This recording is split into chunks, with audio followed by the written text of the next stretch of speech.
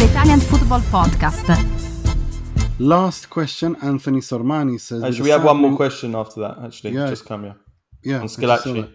Yeah, I saw that. Anthony Sormani asked, with the sad news that Toto Schillaci is in hospital battling colon cancer, what are your memories of the player from Italia 90? Just incredible memories. I mean, first of all, let's just say, like, we're sending like all our love and strength to Schillaci and his family. We hope that he can come out of this. I mean, I don't know. I didn't even know that he had cancer. This was the first I learned about it. That Me too. He's got colon cancer. He's been battling it for a few years, I believe, and obviously, I think the news that came out, I saw Nicola Schira writing about it, saying that he went in for an operation on a tumor. That's that's all that I know. So he's. I saw on social media that his family had posted on his social media that he's in stable condition. Yeah, that's right. Yeah, the reports coming out of the media originally was that it was grave, but stable. You know, so we don't know more than that. We just hope that he can, hopefully come through and because it is very sad news. I had no idea at all. And it's I mean, it's, for me personally, it's sad because, you know, that my first real footballing memories where I really consciously remember everything was watching Italia 90. Italia 90 and every second, every game, that is my favourite World Cup. Schillaci and Baggio, I fell in love with them that World Cup. Like they're a big reason why I ended up supporting Juventus, because those were the two. Because when you're a kid, you always kind of go towards individuals, don't you? You kind of hero worship, and that World Cup, Schillaci was the poster boy for Italy that World Cup, and then Baggio was kind of like the magical kind of with a goal he scored. But Schillaci, you know, he was top scorer. He came out of nowhere. It was such a great story. Like he was only like a one of the lowest squad members. You know, he wasn't even expected to play. He came on as a sub, 0-0 in the first game against Austria. 0-0, Italy struggling to break them through. He scores as a substitute. Then he scores again against Czechoslovakia. He breaks into the team as a starter. Scores against Uruguay to break the deadlock in the last 16. He scores the winner against Ireland in the quarterfinal to win. And then he scores the opener in the semi-final against Argentina. Obviously, sadly, it didn't. Italy ended up losing that on penalties. And then he scored again in the third and fourth playoff against England to win the Golden Boot. But it was just everything. He was just like such a surprise breakout star, and his celebrations, like the eye bulging celebrations, the eyes popping out of him, like kind of like Pippo Inzaghi like celebrations in that World Cup. Like, I love the passion of him. He was just like the penalty box poacher, and amazing memories of Schillaci.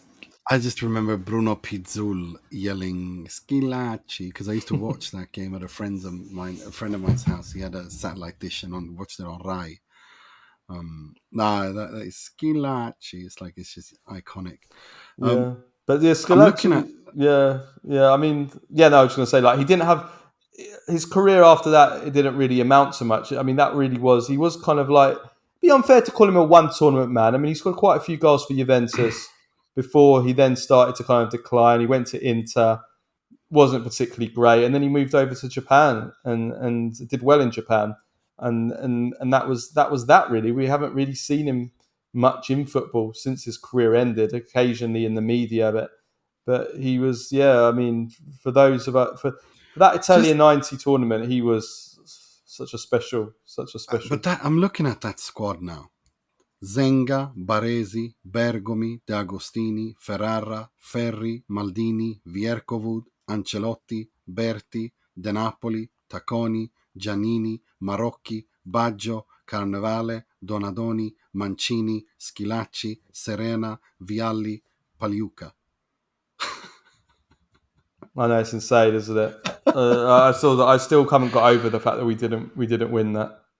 Still bitter at Zenga to this day for making that mistake. But I still. He made one mistake all tournament. Well, yeah, it cost him. But yeah, He's still got the record, didn't he, for the longest clean sheet at a World Cup, didn't he? Yeah, he did. Yeah. I don't know how we didn't win that. I don't know how we didn't win that tournament. We were so good. But the other memory, funny memory, personal memory I have of Schillaci is, again, back then, because it's like I said, it was my first proper football memory.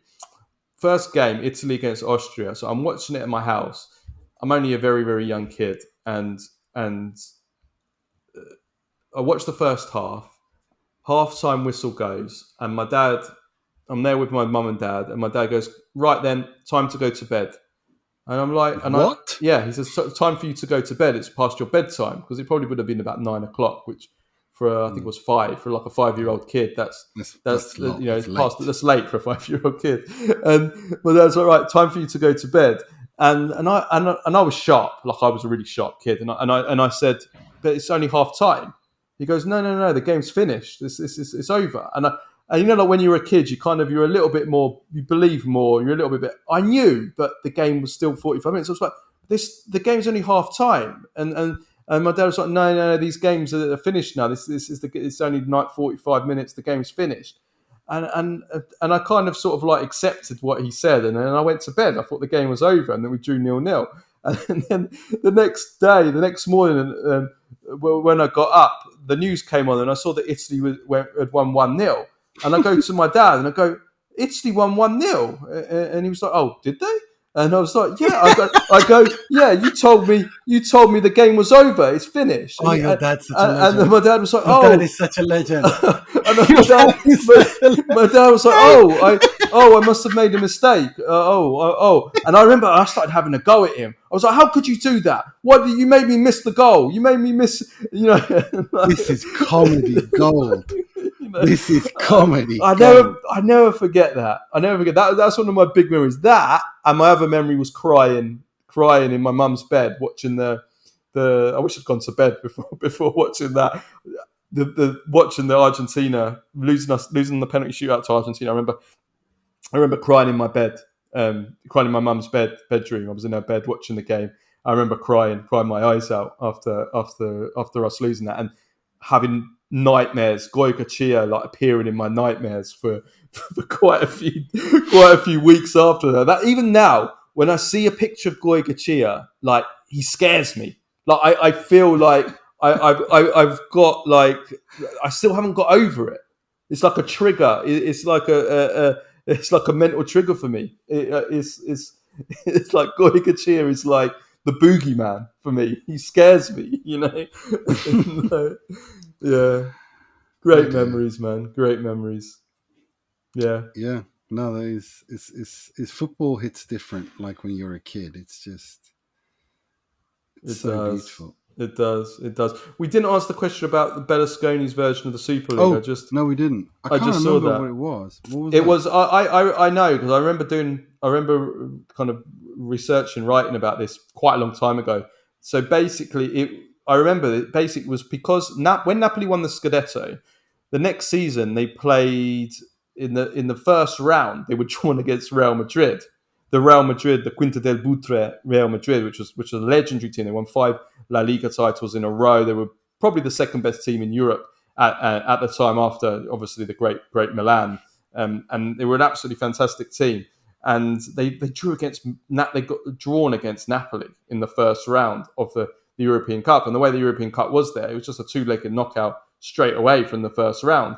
So there you go. You've got the two most marketable, sellable teams in Europe playing against each other in the first round. One of them's going to be out straight away. Napoli ended up going out. Madrid won, I think, 2-0 at home, and then they drew 1-1 in Naples in the second leg, and it went out. And there was a big kind of outcry. Like Berlusconi started drumming up how like ridiculous it was, that the fact that you've got the biggest competition in football and one of the teams can be out after like a couple of games. So then he started working on trying to bring about a Super League, and if I remember rightly, it was like I think it was an 18-team Super League, and he was pushing for, and it would have teams from like a group of, I think it was like three teams, the biggest, the top three from like the big four, big five leagues. So England, Spain, Germany, Italy, and then a few, maybe a couple of teams from like France, Holland, Portugal, Scotland. And I can't remember exactly how it was going to work, but it was I think an 18. I remember it being an 18-team league, and what happened was there was a threat for a long time that could be brought about. But what happened is that the Champions League, or the European Cup, UEFA, reacted to that by creating the Champions League, basically. So the Champions League that came about in 92-93, where you had a group stage and then knockout stages, so more games rather than a straight knockouts from the start, that came about partly because of Berlusconi trying to push for this Super League. And if you come back to today, that's really what's happened with the new format of the Champions League with a 36-team league stage.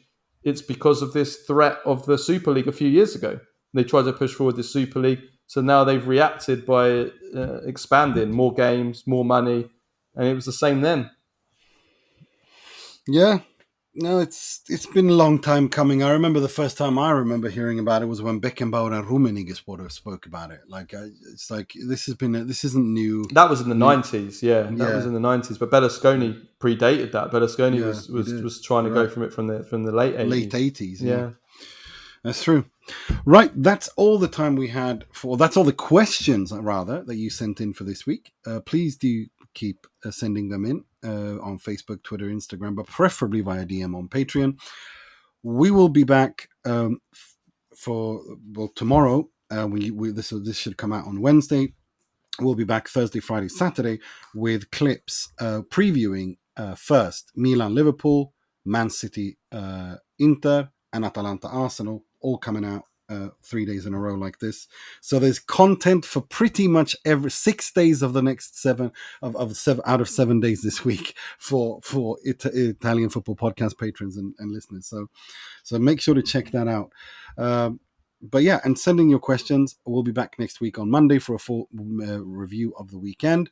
And also check out the Maduka Okoye interview that we did with Udinese and Nigeria goalkeeper Maduka Okoye. It's been picked up by pretty much every big major Italian outlet.